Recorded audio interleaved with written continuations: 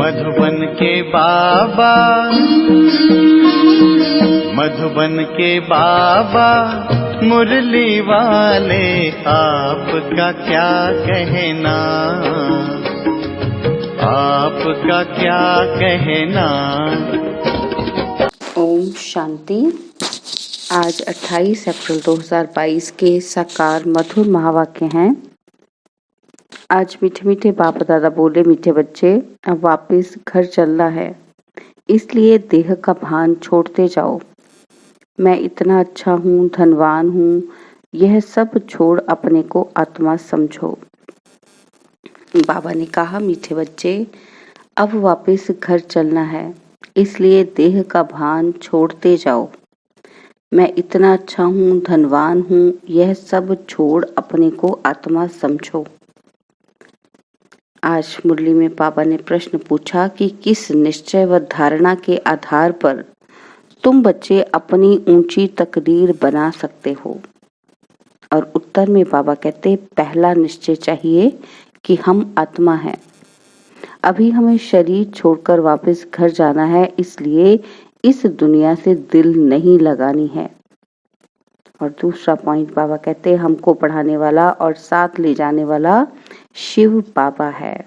उनकी श्रीमत पर हमें चलना है। श्रीमत पर चल अपना व अपने मित्र संबंधियों का कल्याण करना है। जो बच्चे श्रीमत पर नहीं चलते या जिन्हें पढ़ाने वाले बाप में निश्चय नहीं, वह कोई काम के नहीं। वह चलते चलते गुम हो जाते हैं, ऊंच तकदीर बना नहीं सकते। मुरली का गीत है, ओम नमः शिवाय, ओम शांति। बच्चे बैठे हो और जानते हो कि बाबा के सामने बैठे हैं। कोई सन्यासी, उदासी, मित्र संबंधी आदि के सामने तो नहीं बैठे हैं। जानते हो कि हम बरोबर अति मीठे बाप, जिसको हम जन्म जन्मांतर याद करते हैं, उनके सम्मुख बैठे हैं। हम भी उनके जीते जी बच्चे बने हैं। सन्यासियों के तो फॉलोअर्स बनते हैं, रहते तो अपने घर में है ना। वह फॉलोअर्स कहलाते हैं, परंतु फॉलो नहीं करते हैं। तुम बच्चों को फॉलो करना है। बुद्धि में यह याद रहे कि हम आत्मा हैं। जहाँ बाबा जाएंगे वहाँ हम जाएंगे। निराकार बाबा परम धाम से यहाँ आए हैं, पतितों को पावन बनाने आएंगे तो पतित दुनिया में और पतित शरीर में। जो पहले नंबर में पावन था, जिसने 84 जन्म भोगे हैं, उनमें ही बैठकर ये सब समझाते हैं।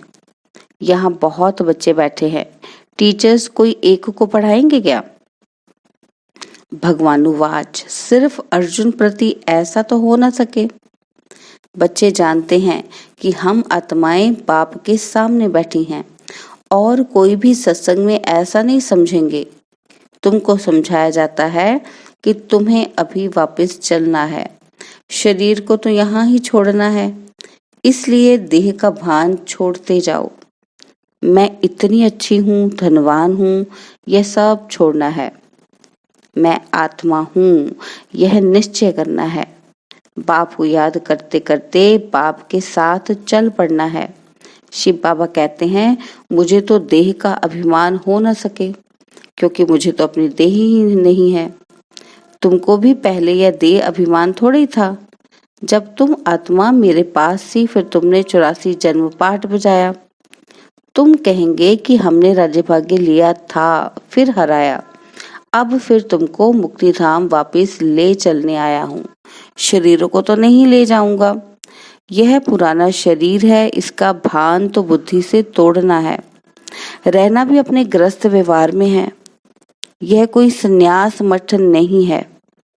अपने घर बार को भी संभालना है, वह तो छोड़ करके जाते हैं। आप बाप बच्चों से छुड़ाते नहीं हैं, घर बार नहीं छुड़ाते हैं बाबा। बाप कहते हैं, तुम अपने बच्चों को याद दिलाओ कि शिव बाबा को याद करो। समझाते रहो तो उनको भी शिव बाबा से प्यार हो जाए। शिव बाबा कितना मीठा और प्यारा है। सबको यहाँ बिठा देवे तो बच्चों को कौन संभालेगा?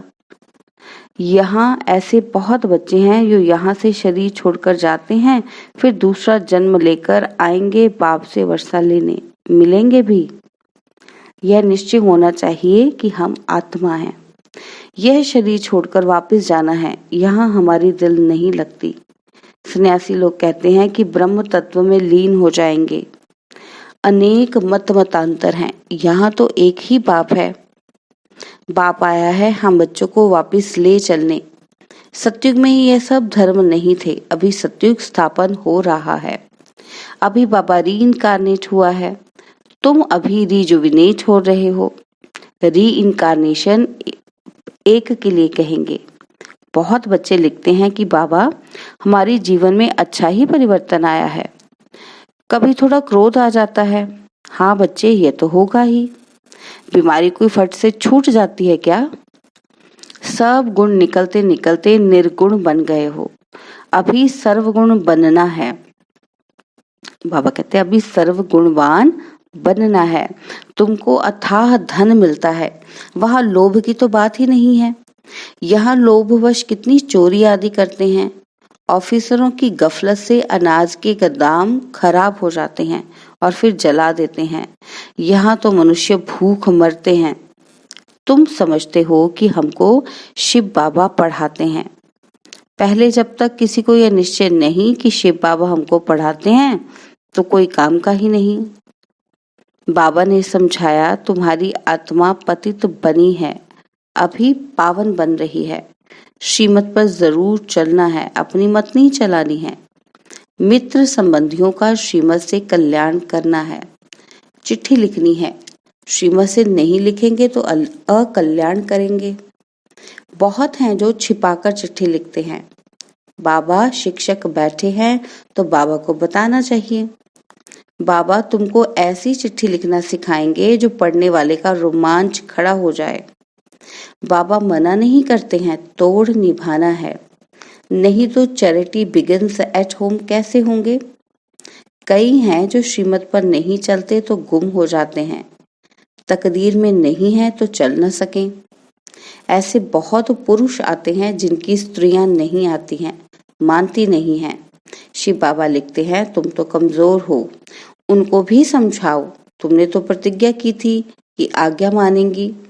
तुम अपनी स्त्री को ही वश नहीं कर सकते तो विकारों को वश कैसे कर सकेंगे। तुम्हारा फर्ज है स्त्री को अपने हाथ में रखना, प्यार से समझाना।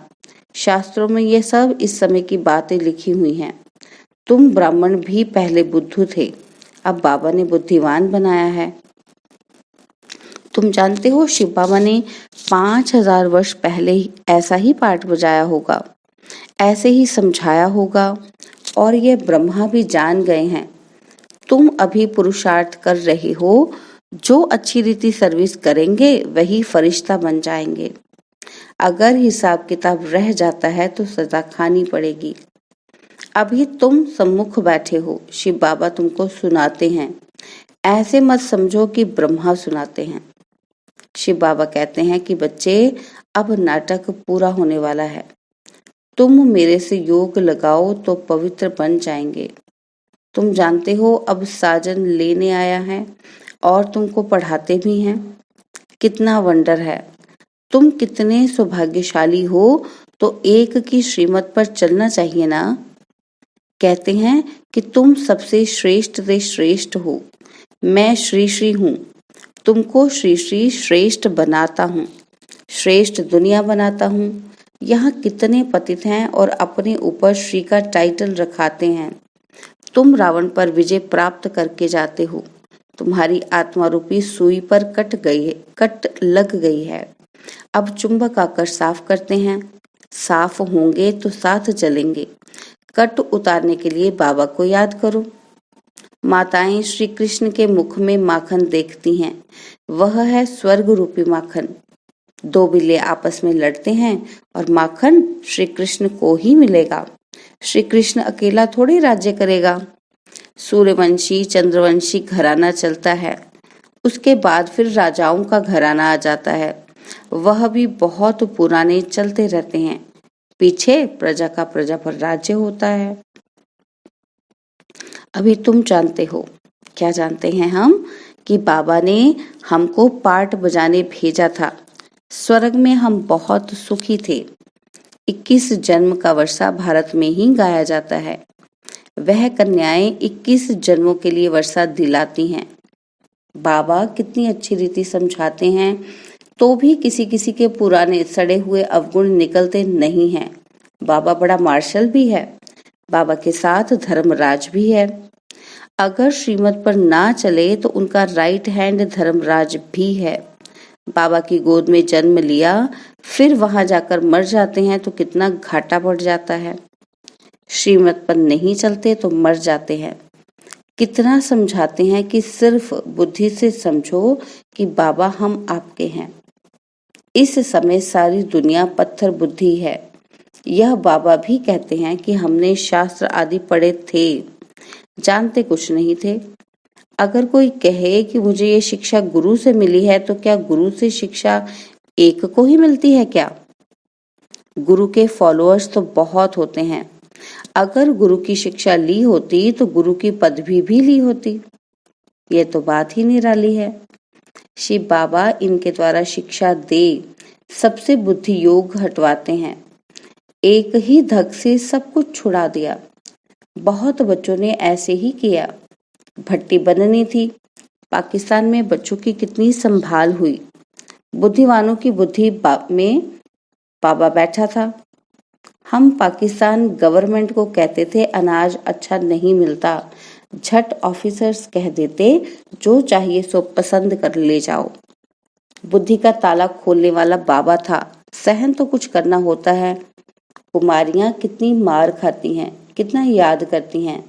बाबा कमाल है आपकी कि हमको ईश्वरीय लॉटरी मिलती है। कितना बच्चों को मीठा बनना है, प्यार से चलना है, घर वालों को भी उठाना है। रचयिता अगर भाग जाए तो रचना का क्या हाल होगा। यहाँ सन्यासियों का यह पाठ था। उस समय पवित्रता की दरकार थी। ये सारा खेल बना हुआ है। सारी राजधानी यहाँ स्थापन हो रही है। सतयुग में पतितों को पावन नहीं बनाएंगे। यह संगम युग ही मशहूर है।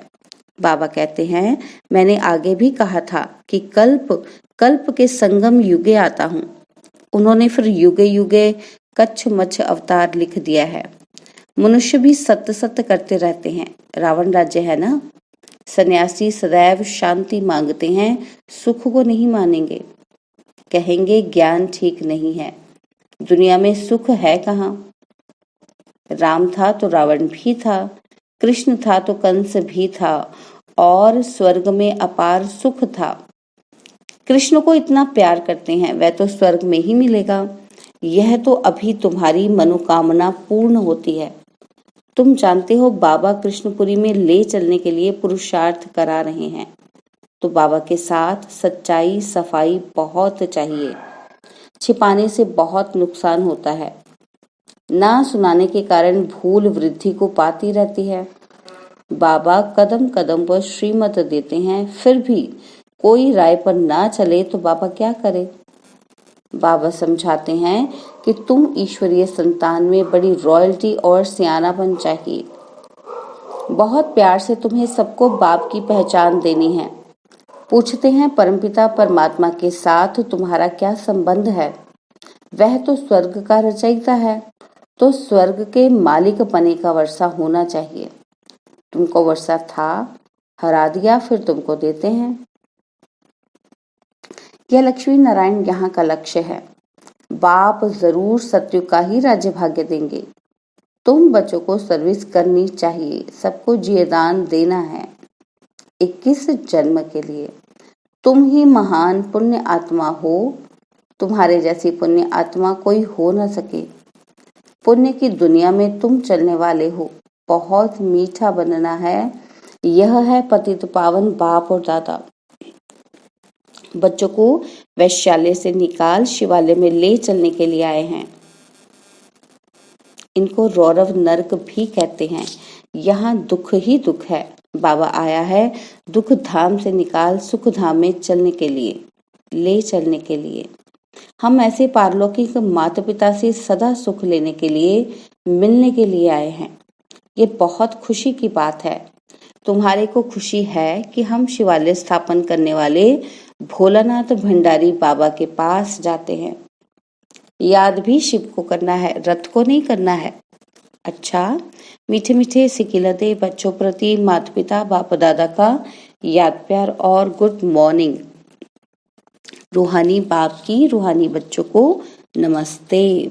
हम रूहानी बच्चों की रूहानी बाप दादाजी को दिलवा जान सिकवा प्रेम से नमस्ते। ओम शांति। प्यारे बाबा, मीठे बाबा, मेरे बाबा, शुक्रिया बाबा, शुक्रिया बाबा, शुक्रिया बाबा।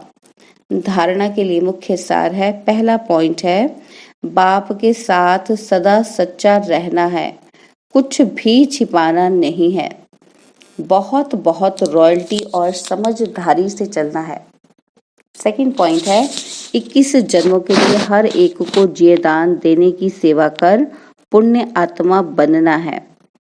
आत्मा रूपी सुई पर जो कट चढ़ी हुई है उसे याद की यात्रा में रह उतारना है। बाबा ने आज वरदान दिया, स्नेह की उड़ान द्वारा समीपता का अनुभव करने वाले पास विद ऑनर भव। स्नेह की उड़ान द्वारा समीपता का अनुभव करने वाले पास विद ऑनर भव। स्नेह की शक्ति से सभी बच्चे आगे बढ़ते जा रहे हैं। स्नेह की उड़ान तन से, मन से व दिल से बाप के समीप लाती है। ज्ञान योग धारणा में यथाशक्ति नंबरवार हैं, लेकिन स्नेह में हर एक नंबर 1 है। स्नेह में सभी पास हैं। स्नेह का अर्थ ही है पास रहना और पास होना, वह हर परिस्थिति को सहज ही पास कर लेना। ऐसे पास रहने वाले ही पास विद ऑनर बनते हैं। स्लोगन, माया और प्रकृति के तूफानों में सेफ रहना है तो दिल तख्त नशीन बन जाओ। स्लोगन, माया और प्रकृति के तूफानों में सेफ रहना है तो दिल तख्त नशीन बन जाओ। ओम शांति। और अब यह एक बहुत अच्छी वीडियो भी जरूर देखें।